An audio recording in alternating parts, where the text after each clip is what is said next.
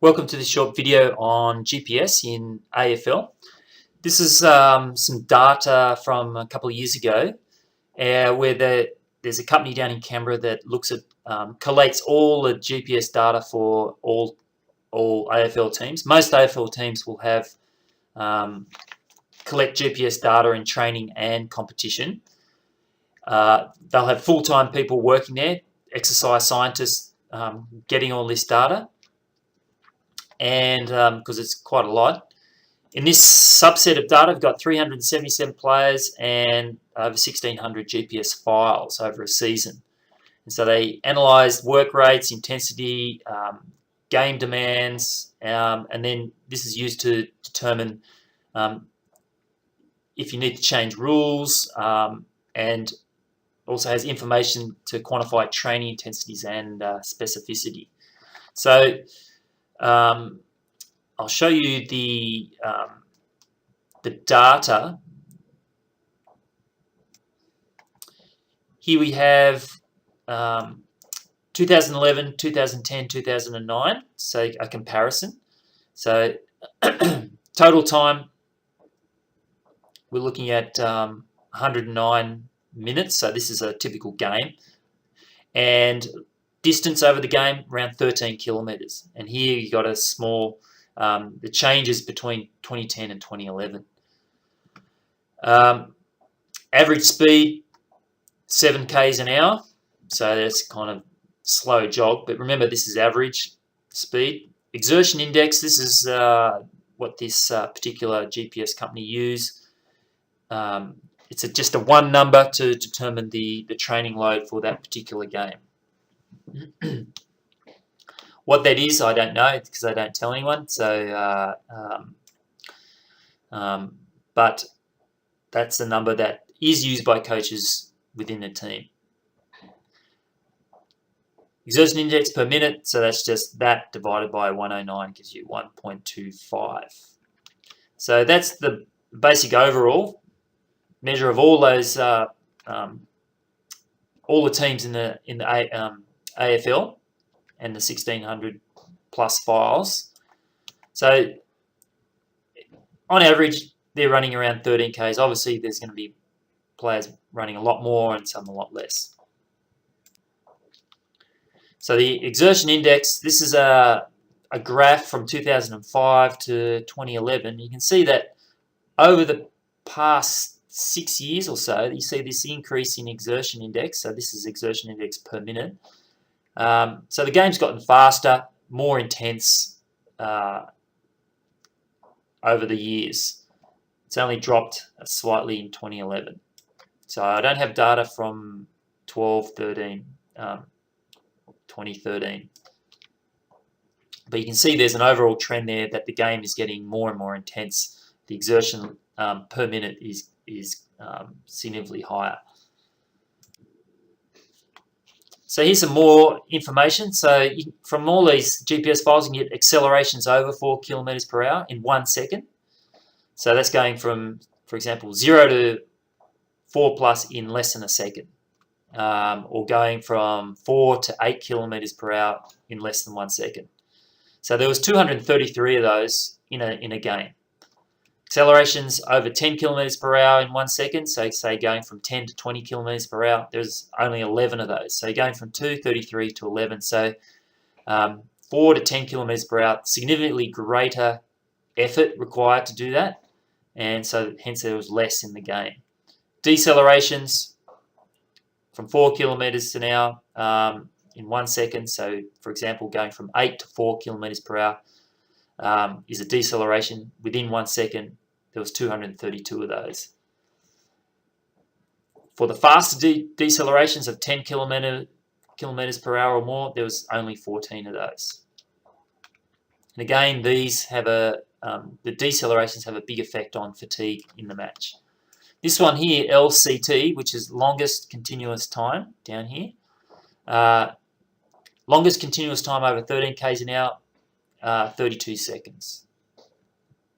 Over 15 k's an hour, 25. Over 17, 20 seconds. And over 20 k's an hour, 10 seconds. So there was, on average, in all these files, players were doing sprints of more than 20 k's an hour for 10 seconds. That's the longest in all those files. Steady state time over 8 k's an hour, looking at about 30 minutes. So 30 minutes of that 109 minutes was done at over 8 k's an hour. So at least running. So there's a lot of standing around, walking in AFL. And then more data. So here are these different categories of speed. So under 8, 70 minutes under 8 k's an hour, so mostly walking and standing. 8 to 10, so we're looking at running. 9 minutes plus. 10 to 12, 10 to 14, 14 to 16. And you can see as the speed gets faster, the amount of time spent is less. Although you look at here, over 18 k's an hour, there's a fair bit of time here above 18. So this is a full sprint compared to 16 to 18. Similar to the 14 to 16. So already you get to see that a chunk of the game is either standing around doing nothing or doing these fast sprints.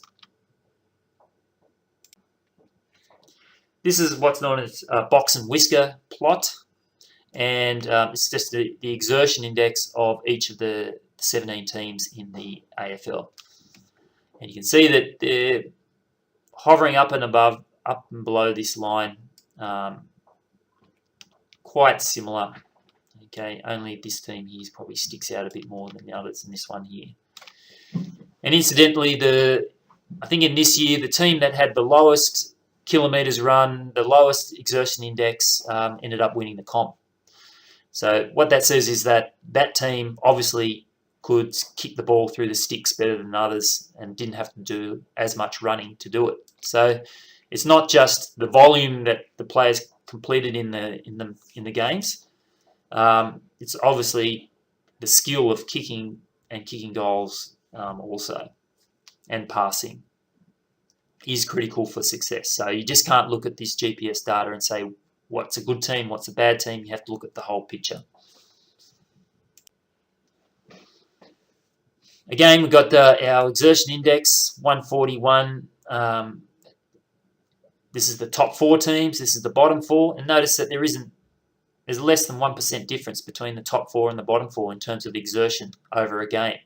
No difference at all, really. The difference was trivial.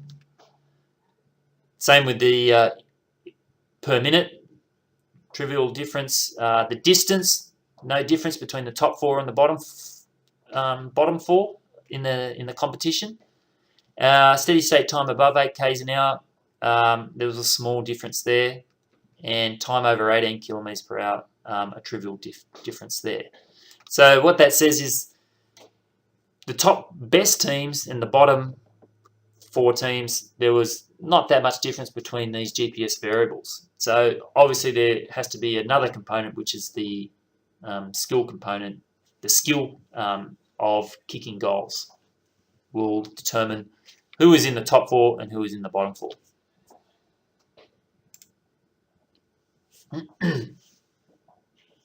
So that brings us to the question, well, why do we use it? Why do we use GPS if there's no relationship between the top and the bottom teams? Well, we use GPS because we can monitor their exertion or training load, and then relate that to injury, and also because in order to perform in the competition, doesn't matter whether you're top or bottom 4, you need a certain level of ability to run the 13 to 14 kilometers in the game. What about when you're playing inside? Obviously, GPS doesn't work outside. You need to be in line with satellites. So these companies here, Prozone, in Motion, this is a Dutch company, and this is an English company. They have systems that use a series of cameras that will track players, and most of the Premier League teams will have some sort of system which has the ability to track players on the field using cameras rather than GPS. GPS was really developed in Australia, and it's now only starting to take on across the globe. But these systems are as good, if not better, than GPS, particularly in stadiums that enclose that close off a roof or are inside. So this is just an example of some of the, you probably can't see that, but there are cameras all around there analysing players. So take a look at those websites. I'll put them up on Leo, and you can have a quick look at those particular systems. But they do exactly the same as GPS, and they pull out the same data.